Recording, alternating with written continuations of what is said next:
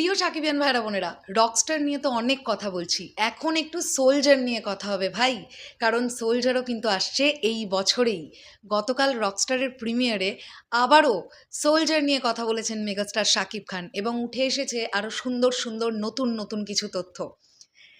চলুন ভিডিওটা শুরু করা যাক। সব থেকে যেটা বড় কথা, এই বছরেই সোলজার আসছে, এটা আমরা অনেকেই এক্সপেক্ট করেছিলাম।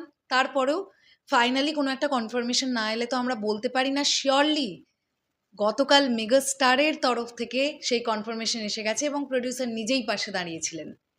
সোলজার আসছে এই বছরেই এবং ফেস্টিভ বাদে রিলিজ করবে সিনেমাটা, এরকমই কিন্তু তথ্য গতকাল মেগাস্টার শাকিব খানের তরফ থেকেই আমরা পেলাম। এই সিনেমাটার আর অল্প কিছু কাজ বাকি আছে। Already megastar Shakib Khan preparation নেওয়া শুরু করে দিয়েছেন। খুব তাড়াতাড়ি বাকি যে অংশটুকুনি আছে সেটার কাজ শুরু হবে, ক্যামেরা আবারও ওপেন হবে। অল্প কিছু কাজ বাকি আছে, সেটা কমপ্লিট হলেই সিনেমাটা র্যাপ হয়ে যাবে। এবং মেগাস্টার শাকিব খান খুব সম্ভবত এমনটাও বললেন যে এই অংশটা বিদেশে শ্যুট হবে। তো এটা একটা দারুণ ব্যাপার যে অনেক অডিয়েন্স এটা চাইছিলেন যে একটা কোনো প্যাট্রিয়টিক প্রজেক্টে মেগাস্টার শাকিব খানকে দেখতে, দেশকেন্দ্রিক কোনো একটা কাজে। তো সোলজার হতে যাচ্ছে হয়তোবা সেই রকম একটা সিনেমা। দেখুন, আজকের দিনে দাঁড়িয়ে কন্টেন্ট কিং, এটা নিয়ে কোনো ডাউট নেই। গল্প ভালো হলে মানুষ ডেফিনেটলি সিনেমা হলে একবার নয়, দুবার নয়, 10 বার আসবে। আর এই ধরনের প্রজেক্ট, এই প্রজেক্টগুলো খুব ইমোশনাল প্রজেক্ট হয়।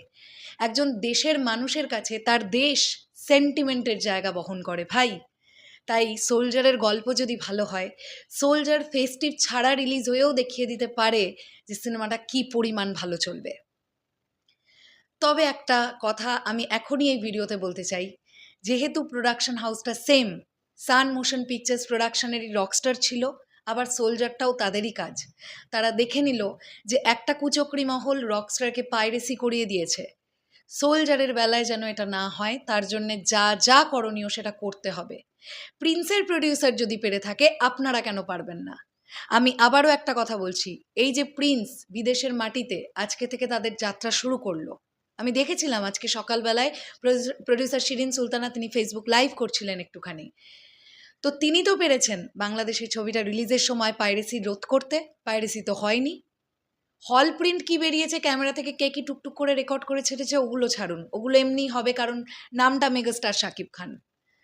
বাট আমরা ভালো কোয়ালিটিতেও সেভাবে কেউ দেখতে পাইনি ইলিগাল সাইটগুলোতে। প্রিন্সের প্রডিউসার যদি পেরে থাকে, আপনারাও পারবেন। তো রকস্টারের সঙ্গে যেটা হবার হলো, পাইরেসির বিষয়টা বলছি, সেটা যেন সোলজারের সঙ্গে না হয়, প্লিজ দেখবেন। তো এই বিষয়টা নিয়ে কথা বলতে এসেছিলাম। তোমরা কতটা এক্সাইটেড সোলজার নিয়ে অবশ্যই সেটা কমেন্ট সেকশনে জানিও। আসছি আবার খুব শিগগিরই, তাহলে এখনের জন্যে টাটা।